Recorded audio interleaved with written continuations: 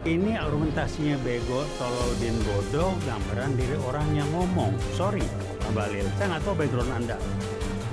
Anda kok begitu banget komentarnya? Kalau perlu kita ketemu, kita ngobrol. Saya nggak tahu background sekolah Anda apa. Assalamualaikum warahmatullahi wabarakatuh. Kembali lagi di channel Opini Politik.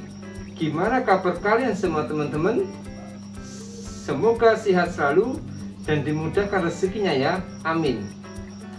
Nah, di video kali ini kita akan membahas berita soal sejumlah pernyataan Bahlil Lahadalia yang menuai kontroversi menjelang pemilu 2024.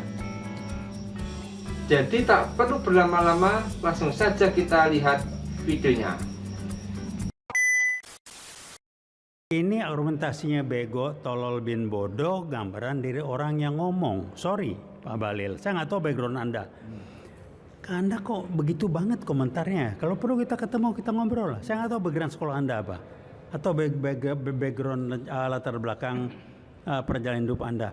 Masa Anda bisa bilang ikutnya Gibran sebagai cawapres karena Prabowo minta dan pimpinan partai-partai koalisi setuju. Jadi seakan-akan Jokowi tidak ikut campur dan ujungnya apa? Ngirim pesan ini bukan nepotisme. Masya Allah, saya bilang Anda nih goblok atau tolol, maaf ngomong saya kasar. Karena orang kayak Anda di ngomong halus nggak akan nangkep. Sebagai orang tua Jokowi kalau nilai-nilainya tidak melarang nepotisme, dia akan bilang nggak boleh. Ini pura-pura tolol, diam, cari muka. Jadi Jokowi nggak terlibat, ini Prabowo yang minta. Partai dia yang salah kalau dianggap nepotisme, Jokowi nggak terlibat. Ini Prabowo yang salah, ketua partai yang salah. Udahlah, Anda jangan anggap semua orang begonya kayak Anda lah. Saya ngomong kasar. Kualitas orang kalau bego, ngebohongnya pun bego. Terus terang aja, saya pakai istilah bego lah. Dia sendiri. Iya, itulah kualitas dia. Kualitas berbohongnya, logikanya, kualitas intelektualnya itu cuman segitu. Jadi saya nggak heran kalau dia diangkat menjadi menteri, salah satu menteri yang begitu. Itu yang saya bisa sampaikan, maaf kalau tersinggung. Yang ngomong Anda, ini kesimpulan. Anda menggiring saya, membuat saya sampai pada pendapat seperti itu. Silakan bantah kalau nggak betul. Mari kita ketemu. Ada berita yang menarik. Menteri Investasi Bahlil Lahadalia menjadi sorotan baru-baru ini. Namanya sampai trending di beberapa platform media sosial. Salah satunya adalah Twitter. Hal itu berawal dari seorang guru besar UI yang tampak geram sekali ke Bahlil sampai menyebutnya bodoh karena statement yang Bahlil keluarkan bahwa Gibran menjadi cawapres mendampingi Prabowo karena permintaan Ketua Umum Gerindra. Kan orang melakukan penetrasi, mungkin agitasi ke kampus, ke adik-adik mahasiswa. Tapi kemudian itu tidak berhasil. Lalu kemudian melakukan agitasi di tingkat oknum-oknum guru besar. Mohon maaf, kita harus hargai mereka juga. Dengan harapan agar gerakan agitasi ini jalan. Tapi saya yakinlah rakyat dan mahasiswa itu bukan orang yang bisa diatur-atur begitu. Ini skenario ini kita udah paham sebagai mantan aktivis. Ya. Teriak-teriak kecil loh. Ya udahlah, mana ada politik itu gak ada ngatur-ngatur. Kita tahu lah, ini penciuman saya sebagai mantan ketua BEM, ngerti betul barang ini, ya. Terkecuali aku ini mahasiswa dulu kutu buku kita ini. Selain itu, Bahlil juga pasang badan mengenai banyaknya guru besar dari berbagai perguruan tinggi, baik negeri maupun swasta, di berbagai daerah mengkritik situasi politik dan pemerintahan Presiden Joko Widodo. Menurut Bahlil, kritik yang disampaikan para guru besar itu merupakan bagian dari skenario yang sengaja diciptakan oleh pihak tertentu. Akibat dari pernyataan ini, banyak netizen dan guru-guru besar merasa geram, tersinggung, dituding seperti itu saat melakukan kritik terhadap presiden. Salah satunya yaitu dari Prof. Kuncoro yang mengatakan bahwa Bahlil itulah yang membuat api membesar. Selain itu, Prof. Kuncoro merasa terheran-heran karena pernyataannya malah disangkal istana soal sikap demokrasi Civitas Academica yang dilayangkan kepada Presiden Jokowi. Dia bahkan sampai tidak tahu harus menyampaikan dengan bahasa bagaimana agar Presiden bisa kembali ke jalan yang benar untuk menegakkan demokrasi di tanah air ini. Tapi menurut saya pribadi, siapa yang sebenarnya menggerakkan para guru-guru besar dan Civitas Academica kampus-kampus seluruh Indonesia untuk bersuara? Jawabannya hati nurani. Kira-kira itu jawabannya. Jadi bagaimana menurut Anda?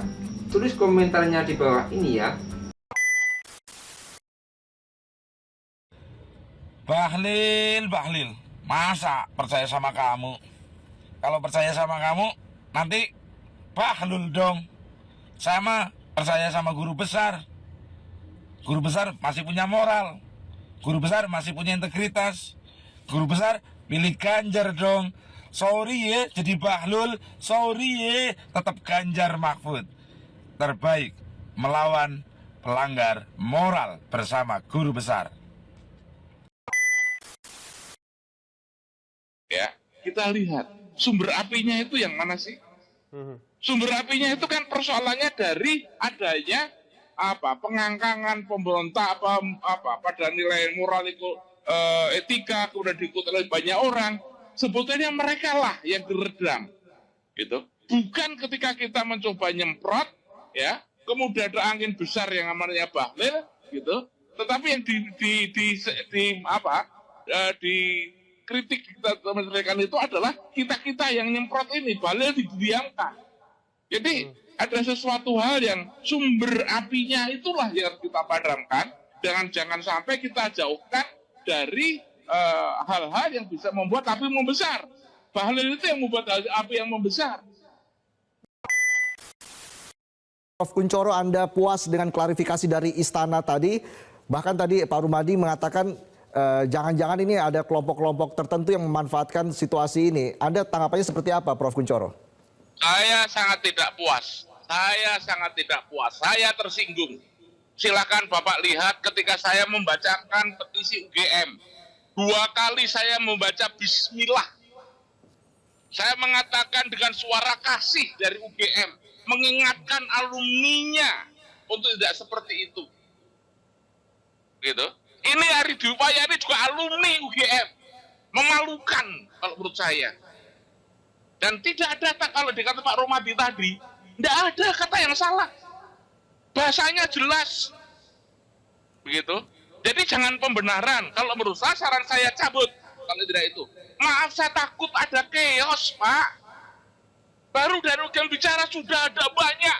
Ada penolakan, chaos nanti yang terjadi. Saya takut, betul itu persoalannya.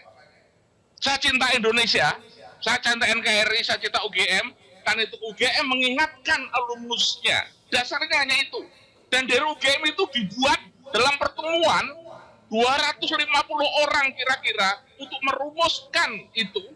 Kemudian dari situ ada debat dan sebagainya. Akhirnya ada tanda tangan. Ada 2 mantan rektor, ada 2 mantan ketua sekretaris senat akademi. Ada mantan ketua DGP, ada mantan ketua sekretaris MBA, dan banyak yang lainnya, ketua pusat studi dan sebagainya. Bahkan wakil rektor hadir di acara itu. Kita tidak main-main, ini dari hati yang kecil. Tapi ketika kami dengan kecil mengingatkan, pertanyaan saya adalah, lalu dengan bahasa apa kami mengingat? Itu saja. Oleh karena itu tuduhan kami sebagai partisan, selain itu ada tuduhan yang menyakitkan, juga itu adalah bentuk bahwa kita menyaksikan bagaimana para elit itu ya tidak mau mendengar suara-suara kami. Oke.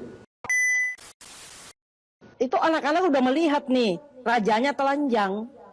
Jadi mereka itu raja telanjang, mereka menghormati aku. Ayo deh raja segera pakai baju supaya tampil patut. Tetapi orang-orang di sekitarnya memuji-muji raja berpakaian terbaik, sangat bagus. Bisa dibayangkan analogi seperti itu terjadi. Jadi saya kira kita nggak perlu berdebat apakah suara ini suara partisan, itu tidak lagi tidak lagi penting. Yang penting adalah ada nilai, ada suara kebatinan yang disampaikan. Lihat dong, siapa kami yang menyatakan ini. Ada tridharma kami yang kami lakukan, dan alangkah naifnya kalau para orang-orang yang ada di universitas itu mendiamkan apa sesuatu yang terjadi di depan mata kita ketika itu sudah sangat jelas sekali bertentangan dengan etika dan moralitas bernegara. Kalau kami diam, justru kami mati. Ya itulah kalau kemudian orang seperti Bahlil menilai orang lain dengan kapasitas dirinya. Saya mencurigai ini adalah yang biasa dia lakukan, mengkoordinasikan orang-orang, tapi dia tidak memahami bahwa ada orang lain yang bergerak dengan nuraninya, bergerak dengan pikirannya, dengan ketulusannya, organik gitu. Jadi kalau orang-orang yang terbiasa berbuat dengan skenario, dengan kondisian, itulah alam pikirnya. Dia tidak menemukan fakta. Artinya apa? Dia tidak melihat perkembangan dan realitas sesungguhnya. Selama ini guru besar itu menjaga diri, menjaga jarak, tidak kemudian tercampur. Bagaimana mungkin misalnya seperti yang disampaikan Prof. Kunchoro, 250 guru besar itu menggerakkan satu orang saja sulit loh. Mereka mau tampil, mereka berbicara, mereka mengeluarkan unek-unek itu sulit sekali. Selama ini YBHI mengingatkan ya, berkampanye, tapi tidak semua juga bisa seperti ini. Bagi saya ini adalah sebuah gejala yang memang gejala ini muncul dari gejala yang lain. Gejalanya pemerintahan Jokowi termasuk Pak Bahlil orang atau bagian dari yang semakin membahayakan demokrasi. Maka muncul reaksi.